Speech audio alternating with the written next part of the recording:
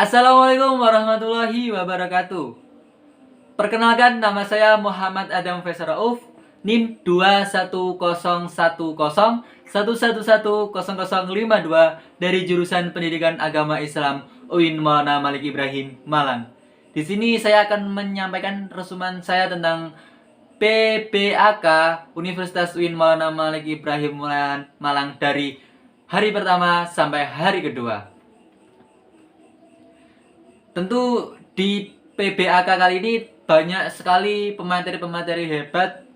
Salah satunya adalah Bapak Rektor kita dari UIN Maulana Malik Ibrahim Malang, dan juga banyak orang hebat sampai tadi pada sore hari tadi salah satu alumni UIN Maulana Malik Ibrahim yang sedang berada di atau duduk di kursi DPR. Nah, untuk yang pertama adalah resuman hari pertama. Yang saya dapati adalah peserta PBAK kali ini diikuti oleh sebanyak 3.794 orang di angkatan 2021, dan di angkatan 2020 ada 43 orang karena belum meluluskan PBAK tahun lalu. Untuk PBAK tahun ini atau mahasiswa tahun ini terdiri dari 7 fakultas. Apa saja itu? Yang pertama adalah Fakultas Ilmu Tarbiyah dan Keguruan sebanyak 963 mahasiswa, Fakultas Syariah ada 596 mahasiswa, Fakultas Humairah ada 402 mahasiswa, Fakultas Psikologi ada sebanyak 259 mahasiswa, Fakultas Ekonomi sebanyak 579 siswa, sedangkan Fakultas Saintek sebanyak 811 siswa, dan Fakultas Kesehatan dan Ilmu Kedokteran sebanyak 180 siswa. Untuk pemateri yang pertama yang disampaikan oleh Wakil Rektor 1 UIN Maulana Malik Ibrahim Malang, beliau mengatakan bahwa UIN Maulana Malik Ibrahim ini kini berada dalam fase internasionalisasi atau reputasi internasional. Oleh karena itu, UIN Maulana Malik Ibrahim ini sedang memperbanyak event internasional, mahasiswa abroad, dan program studi internasional maupun nasional. Upaya internasionalisasi ini dilakukan dengan mendorong para dosen dan mahasiswa untuk membuat jurnal internasional. Dan beliau juga mengatakan bahwa mahasiswa diwajibkan untuk riset atau mempublikasikan jurnal internasional atau nasionalnya sebagai tugas akhir untuk menaikkan predikat kampus. Dan di UIN Maulana Malik Ibrahim Malang ini beliau juga mengatakan bahwa kita itu juga didepankan untuk pengetahuan umum dan pengetahuan agama yang membentuk karakter melalui Ma'had Al-Jamiah selama 1 tahun. Jadi kita sebagai mahasiswa baru itu diwajibkan untuk Ma'had selama 1 tahun. UIN Maulana Malik Ibrahim Malang ini juga memiliki beberapa fasilitas yang menaungi berbagai lembaga. Ada lembaga bahasa, rumah moderat, ada perpustakaan, dan lain-lain. Perkuliahan berlangsung selama 8 semester dengan 150 atau 150 sampai 160 SKS dengan penelitian sebanyak pengabdian masyarakat, dengan mata kuliah profesi, dengan KKN, yudisium, hingga ke akhirnya wisuda.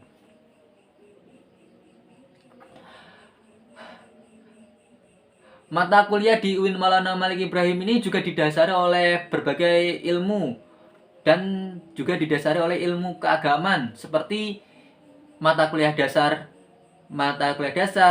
agama, bahasa, filsafat, dengan mata kuliah fakultas yang membedakan dengan fakultas dan matkul program studi, dan membedakan antar prodi. Selanjutnya, pada 2021 pembelajaran ini dilakukan secara daring karena kita perlu mengingat juga bahwa di tahun 2021 ini yaitu wabah virus corona belum hilang. Belajar melalui daring dilakukan dengan platform seperti Google Meet, Zoom, Learning, dan lain-lain. Kemudian untuk sistem syahakat mahasiswa baru semester 1 itu dipaketkan, sedangkan untuk semester 2 itu kita mengambil sendiri dari mahasiswanya. Jadi kita dituntut untuk selalu mandiri.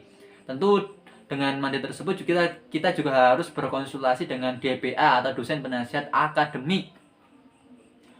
Beliau menyampaikan bahwa perkuliahan 2021 ini untuk mahasiswa baru dimulai pada tanggal 6 September sampai Desember 2021 dengan melalui UTS dan UAS. Setelah UAS, mahasiswa pasti akan mendapat yang namanya KHS atau kartu hasil studi. Di sana terdapat IPK, sedangkan IPK itu mempengaruhi SKS. Mahasiswa UIN Maulana Malik Ibrahim ini, beliau sangat mengharapkan bahwa mahasiswa UIN Maliki ini bisa aktif dan menjadi manusia yang bermanfaat bagi sesama. Itulah beberapa materi yang bisa saya tangkap yang disampaikan oleh Wakil Rektor 1 UIN Maulana Malik Ibrahim Malang di materi pertama. Untuk materi kedua yaitu disampaikan oleh Dr. Haji Ahmad Fatah Yasin MAG. Beliau mengatakan bahwa kita itu adalah the best human material atau mahasiswa baru yang terbaik lah.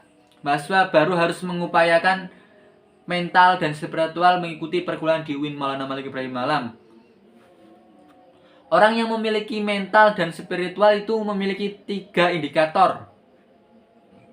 Yang pertama, mahasiswa itu berpikir secara ilmiah atau melandasi segala sesuatu dengan ilmu. Itu yang membedakan kita dengan siswa saat kita masih SMP atau SMA. Yang selanjutnya adalah berperilaku islami dengan ciri khas style UIN. Beliau juga mengatakan demikian. Untuk yang ketiga adalah mahasiswa yang kreatif dan terampil yang bisa bermanfaat bagi masyarakat. Tentunya itu. Beliau juga menjelaskan tentang beberapa hal yang ada di UIN seperti UKM yang merupakan wadah untuk memenuhi bakat mahasiswa dan pentingnya mengikuti berbagai kegiatan. Karena mahasiswa juga dituntut untuk mengumpulkan SKKM atau Satuan Kredit Kegiatan Mahasiswa yang akan dituntaskan di SKPPI. Surat keterangan pendamping ijazah hal ini dapat dari kegiatan non-akademik dengan skor minimal itu 250 poin. Beliau mengharapkan kita sebagai mahasiswa itu bisa berprestasi di akademik maupun non-akademik. Jika kita memiliki aspirasi terhadap kampus, terhadap mahasiswa, atau terhadap kegiatan yang ada di kampus, kita bisa menyampaikan aspirasi kita di SEMA, DEMA, HMPS, atau HMJ. UIN Maulana Malik Ibrahim ini juga memiliki akselerasi pada saat semester 7 yang diperbolehkan untuk mengambil S2. Namun tentu dengan akselerasi ini banyak syarat dan seleksi yang cukup ketat. Beliau mengharapkan lulusan UIN Maulana Malik Ibrahim ini tidak hanya sekedar menjadi ustadz atau ahli agama, tetapi juga bisa menjadi lainnya. Kita harus bangga menjadi mahasiswa UIN Maulana Malik Ibrahim Malang karena di universitas kita tidak hanya diajarkan dari ilmu pengetahuan, namun kita juga diajarkan ilmu agama. Jadi beliau mengatakan demikian, bagaimana pentingnya kita untuk memiliki mental dan spiritual yang baik dan juga memiliki ciri khas anak UIN dan juga aktif dalam berbagai kegiatan, mau itu UKM, intra mahasiswa atau intra kampus atau yang lainnya. Oke, itu untuk 2 resum di hari pertama. Selanjutnya saya akan meresum di hari kedua. Kita awali dengan Dema Eksekutif Mahasiswa, Dewan Eksekutif Mahasiswa yang diketuai oleh Mas Farhan Adi Murosadi, jurusan farmasi, dan diwakili oleh Mas Ahmad Famaid, jurusan psikologi. Dema itu menurut tuturan beliau merupakan organisasi intrakampus OMIK yang merupakan lembaga eksekutif mahasiswa di level universitas. Fungsi Dema itu sebagai pelaksana program organisasi kemahasiswaan, sebagai lembaga yang mengkoordinasi dan mengstruktur pelaksanaan kegiatan kemahasiswaan di tingkat universitas. Tugas Dema yaitu melakukan program kerja organisasi yang sudah disepakati oleh SEMA di universitas, mengkomunikasikan dan menginformasikan kegiatan mahasiswa di tingkat universitas, dan yang terakhir beliau juga mengatakan bahwa melakukan koordinasi dan sinkronisasi kegiatan kemahasiswaan di kampus. Jadi itu merupakan fungsi dan biografi tugas Dema, tugas, fungsi, dan lain yang ada di Dema. Selanjutnya saya akan menjelaskan tentang SEMA atau Sanat Mahasiswa yang diketahui oleh Mas Muhammad Adi Faroni. Beliau mengatakan bahwa semua SEMA itu merupakan organisasi mahasiswa UIN Maulana Malik Ibrahim yang berperan sebagai lembaga legislatif yang mengkoordinasi Dema, UKM, dan HMC. Fungsi SEMA yaitu advokasi, legislasi, pengawasan, dan penganggaran. Dan tak lupa juga membantu mahasiswa dalam berbagai masalah untuk disampaikan ke pihak terkait. Itu salah satu fungsi SEMA. Dan selanjutnya adalah tugas SEMA. SEMA itu memiliki tugas mengawasi dan mengkontrol Dema universitas, memberikan persetujuan setiap kegiatan, memberikan pengesahan setiap laporan, memfasilitasi aspirasi mahasiswa UIN Maulana Malik Ibrahim, mengawasi setiap kebijakan dan keputusan yang diambil, merencanakan dan menetapkan peraturan organisasi di UIN Maulana Malik Ibrahim Malang, mengesahkan Dema, menjadi mitra kerja Dema, membentuk UU yang dibahas oleh Presiden mahasiswa dan mendapatkan persetujuan bersama, menampung dan mempertimbangkan segala aspirasi, memberikan mandat perlakuan pemila, mengawasi pelaksanaan hasil-hasil sidang, mengawasi pelaksanaan program kerja dan kebijakan, menuntut adil dan mengkaji permasalahan yang timbul di universitas, menerima dan membahas usulan PO yang berkaitan dengan bidang tertentu dan mengikuti sertakan dalam pembahasannya. Wah, banyak sekali tugas yang diemban oleh SEMA tadi. Banyak. Oke, next untuk selanjutnya saya akan merangkum tentang UKM. Di hari pertama saya sudah mengatakan bahwa UKM itu adalah wadah bagi mahasiswa untuk berprestasi. UKM itu unit kesehatan mahasiswa. Yang pertama saya akan menjelaskan tentang apa saja sih UKM yang ada di UIN Maulana Malik Ibrahim Malang ini. Ada Menwa, Pramuka, PMI, Gema Gita Bahana, SR atau seni religius. Setelah itu ada Taiter, Mapala, Komna, Bahana Bulan, Unior atau kegiatan olahraga, Taekwondo, Jepret Klub, Sinfoni, LKP2M, habis itu ada UAMP Inovasi, dan itu tadi adalah salah satu UKM yang ada di UIN Maulana Malik Ibrahim. Saya akan menjelaskan beberapa UKM yang ada di UIN. Yang pertama saya akan menjelaskan tentang Menwa. Menwa itu apa sih? Menwa itu seperti resimen mahasiswa. Itu biasanya kita itu seperti semi militer atau apa ya? Kita itu ya bela negara lah, mahasiswa yang menyebabkan bela negara dengan banyak hal. Biasanya ini seperti semi militer. Terus ada UKM Pramuka. Tentu kalau UKM Pramuka kita sudah banyak mendalaminya di sekolah-sekolah kita sebelumnya di SMA dan SMP, bahwa UKM Pramuka itu sebuah kegiatan yang memang ada di setiap jenjang lah. Di Maulana Malik Ibrahim ini namanya Racana Maulana Malik Ibrahim ini yang bernama Dewi Chandrawulan. Wah, UKM Pramuka ini juga dilandasi oleh ulul albab dan pemangku adat. Program kerjanya itu banyak sekali, ada Anjang Sana, Perkemahan Wirakarya, Temu Family atau Family Grading, Musyawarah Pandega, dan lain-lain. Habis itu adalah UKM PMI. UKM PMI itu seperti PMR, atau kalau kita masih remaja itu Palang Merah Remaja. PMI itu Palang Merah Indonesia. Tentu dalam bidang kesehatan. Ini memiliki program kerja seperti rapat bulanan, kartu kendali, pengumuman AK, Mustafa ke-11, Disnastalis, dan lain-lain. Juga PMI ini juga bergerak di banyak bidang seperti sosial, terus keagamaan, terus kesehatan dan lain-lain. Selanjutnya adalah UKM Gema Gita Bahana atau paduan suara. Gema Gita Bahana ralat. Ya, intinya di bidang suara. Setelah itu adalah seni religius. Ya, seperti gambus dan lain-lain. Ada UKM teater yang memang mengurusi tentang teater, UKM Mapala seperti panjat tebing dan lain-lain, pencinta alam lah intinya, Kak. Dan saya juga pencinta alam. Salam lestari.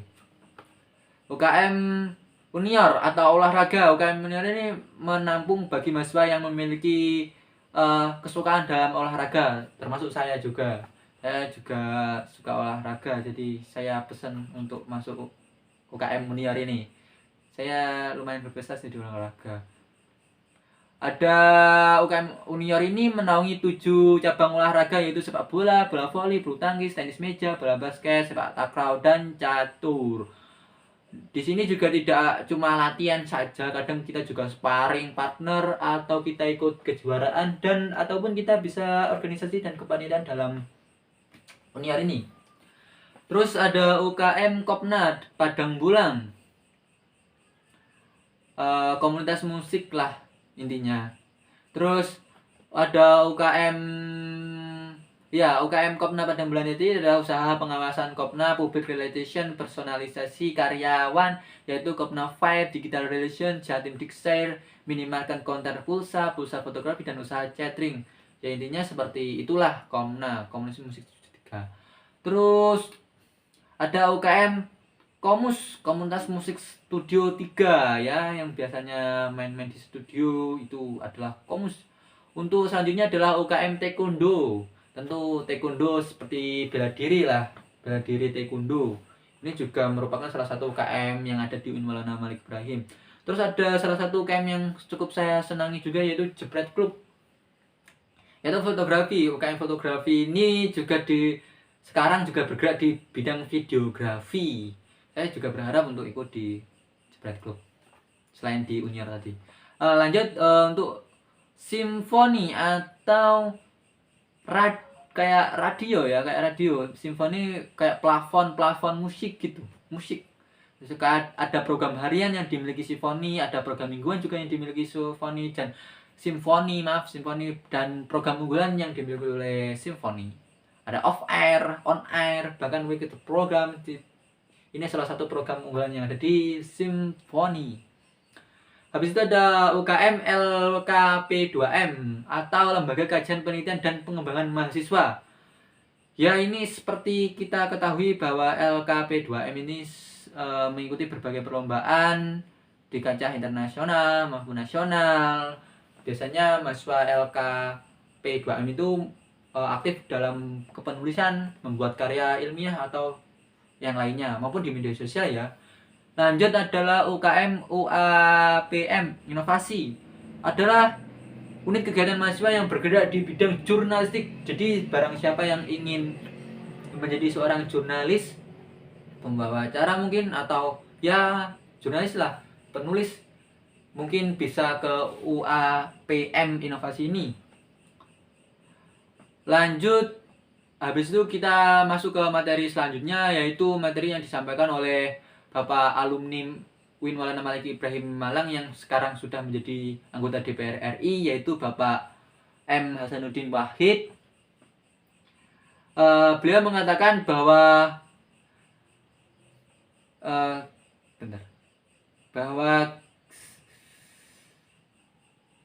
di UIN ini beliau diajarkan oleh banyak hal, diajari oleh banyak hal oleh dosen-dosen beliau yang ada di UIN. Beliau juga mengatakan bahwa saya itu sempat dipilih menjadi HMJ, juga Presiden BEM. Semua gemblengan itu berasal dari UIN Maulana Malik Ibrahim Malang yang menjadikan saya seperti ini. Jadi beliau itu memang dari dulunya adalah seorang penggiat organisasi yang ada di UIN Maulana Malik Ibrahim Malang.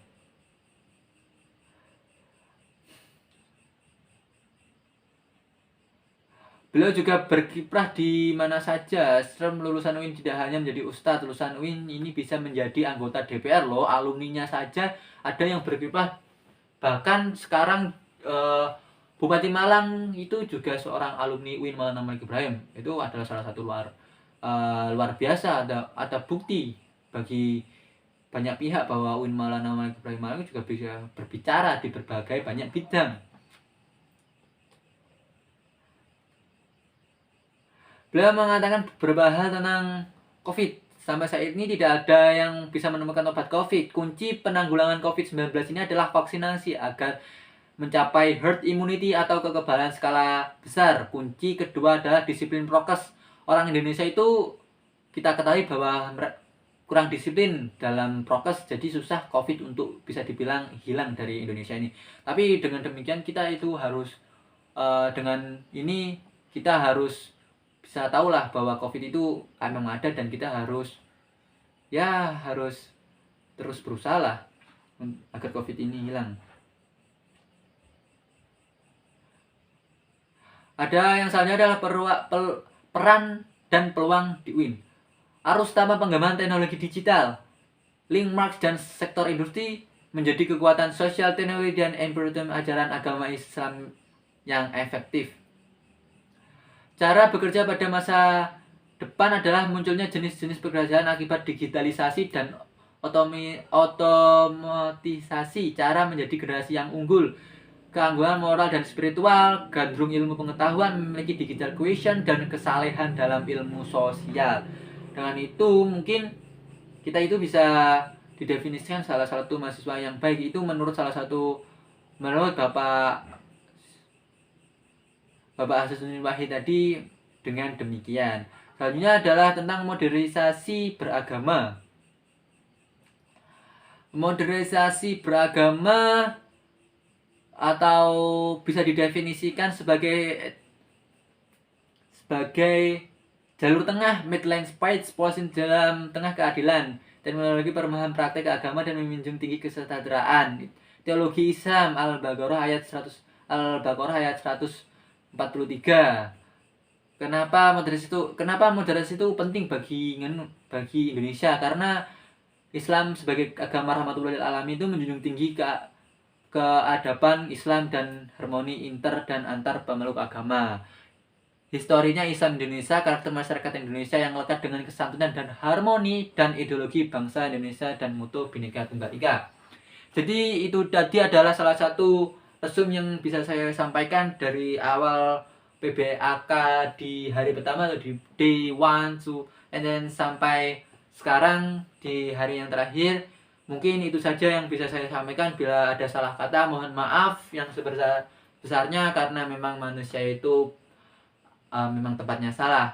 Dan juga saya di sini pesan untuk ikut UKM Buniar dan UKM Jebret-Jebret yang di bidang videografi lah ya. Oke, terima kasih sudah mampir di sini. Terima kasih. Semoga tugas saya bisa cepat selesai dan semoga dapat nilai yang bagus. Sekian, terima kasih. Wabillahi taufiq wal hidayah. Wassalamualaikum warahmatullahi wabarakatuh. Saya Adam. Bye.